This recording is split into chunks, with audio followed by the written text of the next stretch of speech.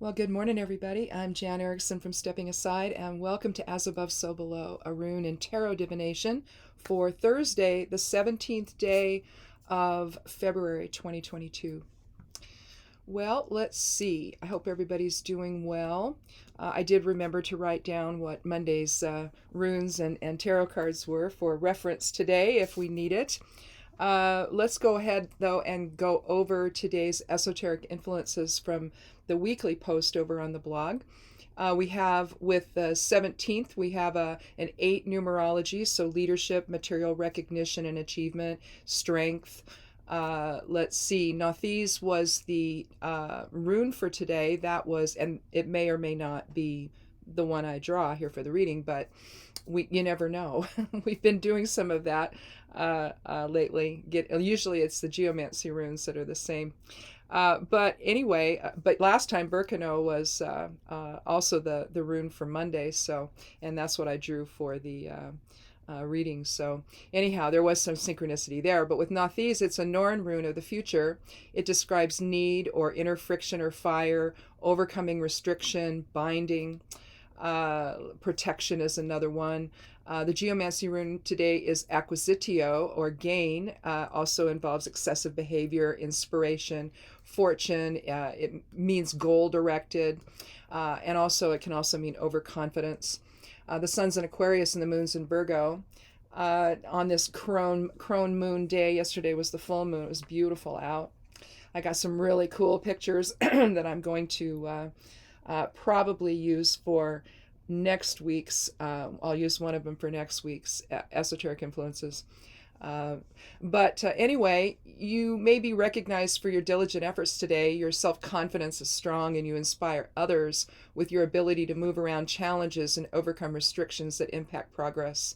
Avoid overreach by allowing past experience to inform your current situation, especially if surrounded by negative forces that seek to control your progress or your process.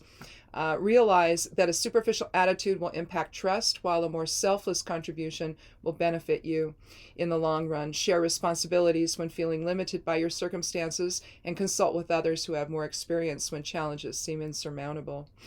Don't be afraid, in other words, to reach out for help today.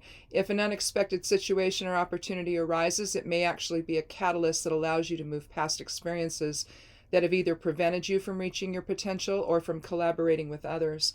Although you may be tempted to remain in your comfort zone, this may be a time where you can make great strides in letting go of expectations that are unrealistic of both yourself and others. So embrace this inner work as necessary, excuse me, so that you achieve a healthier perspective. I need tea already. We're starting to do more outside, getting ready for the springtime here, doing some pruning and all of that, and it's sort of made my allergies go a little crazy. But that happens. So let's go ahead and take a look at, let me move my keyboard here. Give me a little more room to work with here on the table. Let's go ahead and take a look at the Elder Futhark rune for today. Again, I hope you're all doing well. If this is your first time here, welcome. I hope you'll click subscribe and come back. I'd love you to do that and join our little tarot and rune family here.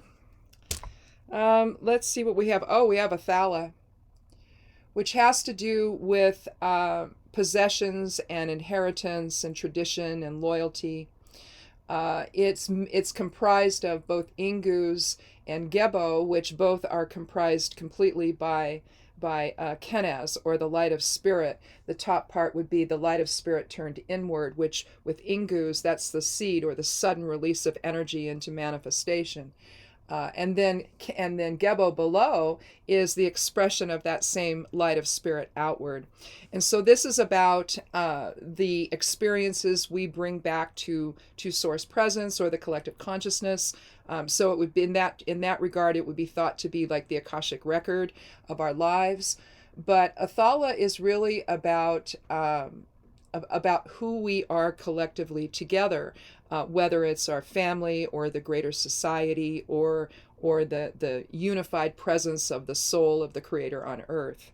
So So really, it's the last rune of the Elder Futhark, although some people, and I've tried it both ways, and I don't know. I finally just went back to having Othala be the last one, the 24th rune. Some put Dagaz there, and it makes sense because it's the end of one phase and the beginning of another. So it could be you're on the precipice of reincarnating into another body somewhere, whether here or somewhere else.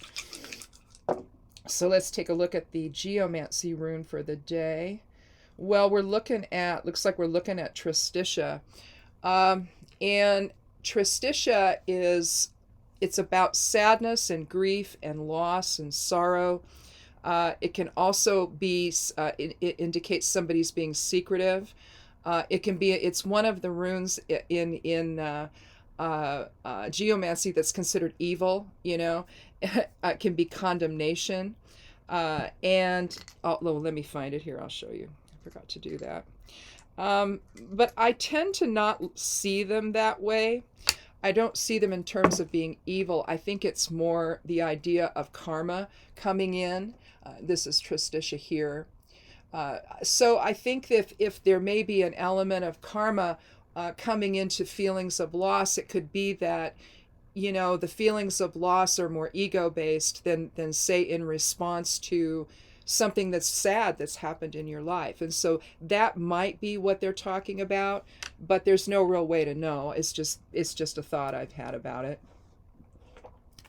So, you kind of, with geomancy, you're kind of on your own with some of that. There's a handful of geomancers out there that have written books, and then you have, Agrippa's, supposedly he wrote one of geomancy that it's attributed to him. Now some people say no, he didn't do that at all, but yet when you look at the different manuscripts from old, the lore, so to speak, you see that, and it is attributed to him. So I don't know. I just assume that he did it, and that's that. So anyway, let's go ahead and take the 3 cards. We'll start with 3. If we need more, we'll take them. Well, oh goodness gracious. So it's a total run on major cards. So this is really a soul archetype experience today. Possibly, you can relate that to Othala, given that it's, again, about our all of the things that we've gathered throughout our lives, all of the experiences, all of the, in terms of like the Akashic record. So it could have to do with something like that. And that would be the above side of the as above, so below, with Tristitia being the below side. So it may be that even though, well, I mean, it wouldn't necessarily mean that the grief or the loss or the sorrow is ego-based. It could be, though. But on the other hand, when you are in grief and sorrow, your focus is on the past instead of the present moment awareness, which is more spirit-based. And so, anyway, it could be telling us to let go of that, if that's how we're feeling today, just to let go of that and understand the greater aspect of self that's involved here today. And with 3 major cards, that's what happens. But we begin with the world. Next is the star, followed by justice. Now, we may be able to move these around and shift them around for the final interpretation here, but I don't know that it really matters. These are soul archetype cards as far as the major arcana is concerned. The minor is all about the details of our lives on a daily basis. So, when you see a reading that is all major cards, then soul is coming in and saying, hey, there's some higher principles involved here. But the world talks about the cyclical nature of things. Here we have an individual in the center. She's wrapped in a pennant, and she's holding 2 scrolls, 2 scrolls one in each hand. And the scrolls are usually considered the word of the Creator or word of God. We see a garland that's never ending, although it kind of looks like maybe it connects up at the top there. But theoretically, it means it's never ending because you have the lemnis gates above and below here. You see the Hermetic interpretations or Hermetic glyphs for air, fire, water, and earth. This would be air, of course. This would be fire. This would be earth. This would be water, I believe, if memory serves. But it's early in the morning, so it's anybody's guess. But anyway, but the interesting part about this is it seems to indicate the cyclical nature of our experiences. It's the 21st card of the major arcana, so it's the last card of that particular group of the tarot. And so again, like I was talking about Degas being the end of one period and the beginning of the other, and that could indicate that you're on the precipice of starting a new life, of reincarnation. This is essentially the same kind of energy there. In fact, the lemniscate even looks a little bit like Degas, without the sides of it being terminated. But the point is this is about success, and it's about renewal. Success and renewal and victory. You've come full circle, completion, synthesis, reward. So I think that, if you're looking at it in terms of the 3 energy for the 21, you're also looking at, we think of it as mind, body, spirit, but all of that is in balance. But mind would really be, or body, it might be body that would be ego. You could also look at this as spirit, soul, and ego. All of that is in balance. All that you've learned throughout your whole time in form has now brought you to this moment where you achieve integration of all of that. So you've come full. But for the sake of argument, let's just call it coming full circle, and understanding the greater picture of things. Now, and so that then would be a 3 energy. And then we come to the 17th card of the major arcana, which is an 8 energy. The 17 aligns with today's date and also the numerology of 8. But the star is about hopes and wishes and transformation. It's about joy and optimism. It's about dreams. It's kind of it's wishes. Wishes come true, insight, inspiration. The goddess stands or kneels with one knee on the ground and has one foot in the water. We see the same thing in Temperance when the angel is pouring water from one chalice to the other, and there we're integrating fire with water, so with will with emotion, okay? But you'll see the same thing with the angel having one foot on land and one foot in the water. So there's that same recurrent theme with those two. And then, of course, Temperance is about moderation. Well, here it's about transformation and wishes come true. So here you're talking the water and the earth element. And so the wish is manifested into form, actually coming true from a higher perspective. From a greater understanding of a situation. Sometimes we look at things from our own personal perspective, and it's so narrow that you can't really understand the effect you might have on somebody else or another situation or what have you. You can't necessarily, when you're that focused, see something coming. So it's always best to try to look at the bigger picture of things, especially in terms of your hopes and dreams. But it also allows you to transform an ego-minded perception into something more lofty. I mean, it's the whole notion of wishing upon a star, right? And then lastly, we have the 11th card of the major arcana, Justice. So here with the other two, we've got a 3 and a 7, that's 10, that's 1. If we add that to 11, which I don't like to do because 11 is a master number, but if we did, then we would have 12 again, which is 3, which is, coming full circle. But whatever all of this is of the world and the star, it has to do with justice. It has to do with fairness. This could indicate legal issues, balance, reason, equilibrium, a decision. Here you have the 2 pillars that typically indicates either balance or middle of the road or a balanced polarity maybe. And then you have the Lady Justice sitting on a bench in between.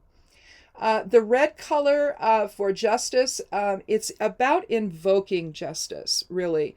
And that to me is really a fire element kind of thing. Even though swords are involved in justice, and you see Lady Justice holding the sword here, pointing up to spirit, and the scales are balanced. So it's definitely a card of the sign Libra. It's the card of definitely of swords, of the air element. But I think that it's also blending will with intellect with the red gown and then the red drape behind. And then you have the hint of the sun here with the yellow vitality. So that's the fire element. So it's almost like you're blending air with fire, or intellect and balance and reason and fairness and justice with the impetus to invoke all of that, and that would be the fire element. Now, with the 11 numerology here for the card, you're looking at the master number for illumination and awakening and transformation. Spirituality as well. So the justice is not that of humanity. It is the justice found in with the Creator and with spirit.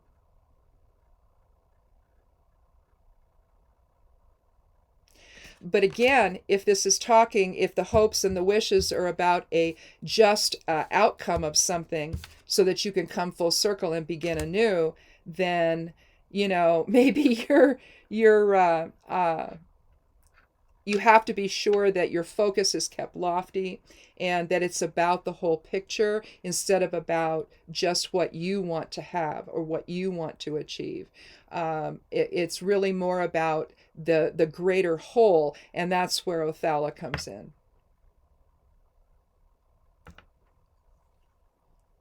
So that's interesting.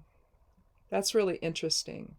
I think that we probably don't need another card. I suppose we could take one and see, because we've got some time left here.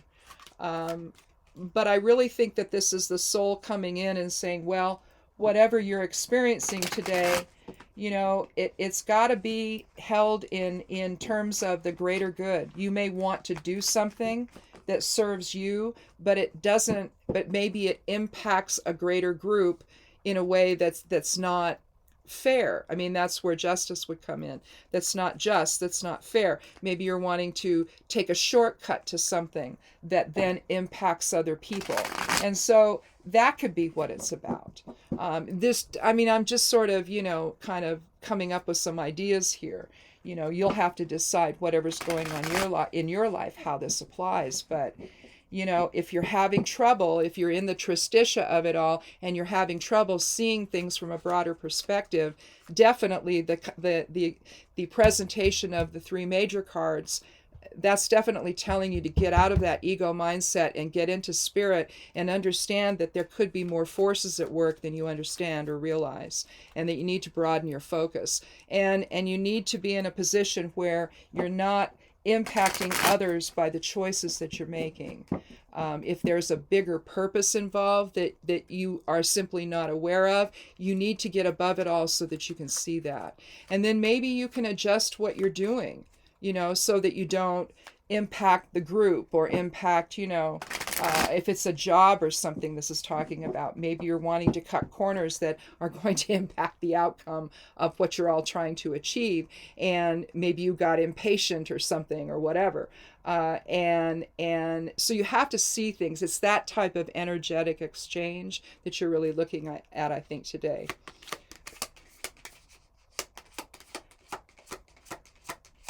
Whenever I take another card, I always take the 13th one for randomness sake. Yeah, see, we're on a shared path here. This is the Six of Cups. It's the water element. We see an offering here. And it's difficult to know really for sure which one's doing the offering. I've always read it as this person is doing the offering to someone, of compassion and joy and hope and all of that. So this, in a way, especially with the star-shaped flowers, the lilies that are at the top of the little bouquets that are in each cup, that would align well with the star, I think. but the hope for harmony and a shared path, a shared understanding of what's going on. If you've kept somebody, if one of the aspects of Tristitia is keeping somebody in the dark, is being secretive about what you're doing, and not allowing everyone else that can be impacted to understand that, hey, this is going on, this is what I'm doing, and it may affect you. and they're not telling you that. And so the Six of Cups, in my view, you also have an X pattern down here, which is the same as Gebo in the runes. And there you're talking about balanced energy exchange with others. Gebo is the gift. And so it can align very well again with the star, where you're giving the gift of truth and honesty and fairness with people. I also look at this card as random acts of kindness. So if you're, again, if you're dealing with the idea of justice and fairness and all of that, and the illumination of the 11 energy, you're trying to come full circle and be successful and begin again, right? And you're hoping that whatever you're wishing for is going to work out. But again, with the Othala aspect of it, you have to be sure that you understand the whole picture that's involved. And maybe ultimately your choice or your hopes or your wishes are not lofty enough. They're personal. And it's not that you can't have that. It's just that if there's an aspect of injustice about it, then it's going to fail for you, very likely, or at least make things really challenging for you. You have to understand that, and I'm sure you all do, that what we do sometimes impacts other people. And if we're not thinking in terms of that, then maybe other people get caught up in something that they didn't know about. And that's really what I think that this is about today, where we have to take a higher perspective on stuff, especially if it's stuff that we want to do that maybe we're approaching in a secretive manner. And I think that, typically I interpret Tristitia to be just about sadness and loss and grief. But at the same time, there is that other side of it where there's a more, that seems to be the receptive side of Tristitia, the projective side of Tristitia, which there's always both. That's true.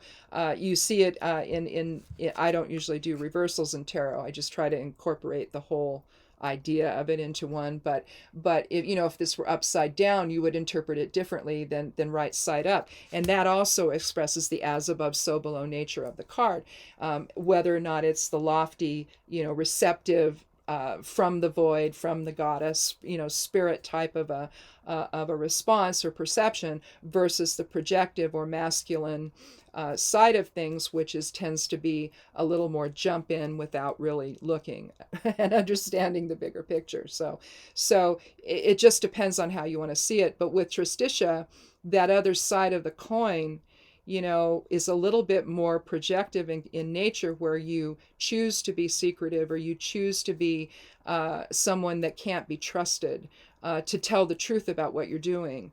And if, again, with Othala, it suggests that there's an otherness part of here of this reading that we need to pay attention to, that other people can be impacted by the choices that you're making. And you just need to let people know, and you need to hear what they have to say. And if they have issues that arise, then they need to be able to express that without fear or retribution of doing so, especially when what they're saying actually reflects the truth. So, and even if it doesn't reflect the truth, people can have concerns that you say, all right, this is what I'm concerned about, and then you go find out, and maybe you don't need to be concerned about it. But if you do, you have to, either way, you have to be able to hear what other people tell you, and not, as my husband would say, nut right up about it and turn off your ears and think you're being attacked or whatever. That's not what's going on.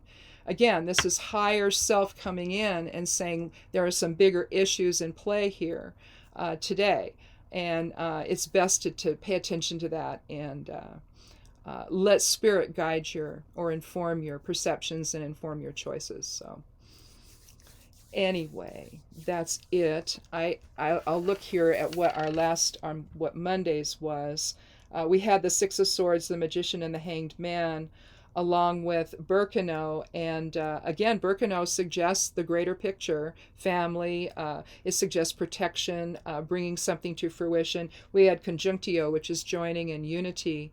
The Six of Swords, a change in perception. The Magician, how you manifest from a higher perspective. And the Hanged Man, bringing yourself into alignment with spirit. So it's almost like Monday got us ready for today's reading.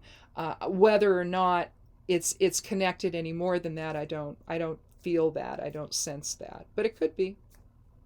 So anyhow, I guess that's it. A decidedly different Geomancy Rune, though, from Monday with Tristitia today than Conjunctio on Monday. So that was a little bit more positive, I think. But now, it's higher self is coming in and saying, pay attention. It's not just about you. It's about other people, too. So anyway, that's it. That's all I have. Everything's going to probably go up on everything will go up on the blog Saturday night. The esoteric influences, the ascendant rays, and other astrological information, the weekly numerology, that's going to all go up. And then I don't know if I'm going to have time to do a rune divination. Maybe I have to get the newsletter ready and send that out as well. I'm going to send that out actually a day early, probably Friday night. And then so you can sign up for that if you want to as well over on the blog on the left side panel. Just scroll down a little bit and you'll see it. Just put your email in there if you want to get that in your inbox. And I know inboxes are so cluttered. I go through them all the time and unsubscribe from things. And then suddenly more stuff is there. It's like, I didn't ask for any of this, right?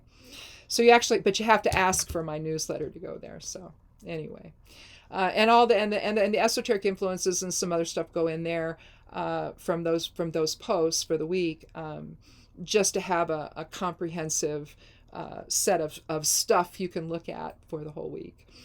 So that's there. Let's see, over on Patreon, the Daily Correspondences. Oh, that's another thing that goes up on the blog, the Daily Correspondences. Those will, for the whole week, those also go up on Patreon, and there's some recommendations as well. So that's what's different on that. So you can follow me over there, and there's a link below the video here for that as well as every place else. I guess that's it. Have a good weekend. And, if you can get out into the yard and start doing things, it always feels so good to do that. And my husband's been cutting down big branches off of trees that need to come down, but the tree itself is fine, but there's this one yesterday he did, and it's got a little bit of disease on it, and so he cut that down, and so he's been doing a lot of that, and we're just doing some cleanup, and although we're pretty good in that regard already, but basically it's just nice to get out. This is the time of year for it. Our spring starts a little later than in the valley. The lower, we're at 3,000 feet above sea level, so although spring is starting to come early this year, so that's kind of cool. The leaves the buds are starting to show on the trees and all of that. So lots of cool things happening, and you feel the sense that the change in the seasons and the pull toward starting seeds. I've purchased my seeds. I got a bunch of them yesterday in the mail, and I'd gotten some before. I have a little bit more coming. So we're getting ready to start those, and some will start sooner than others, but it's just that time of year where we're doing all of that. And so have a good time doing that if you're into that. If you have a living space that has a yard and you have a garden, you're getting ready for that, have fun with that this weekend, and be good to yourself, be good to one another, and blessed be.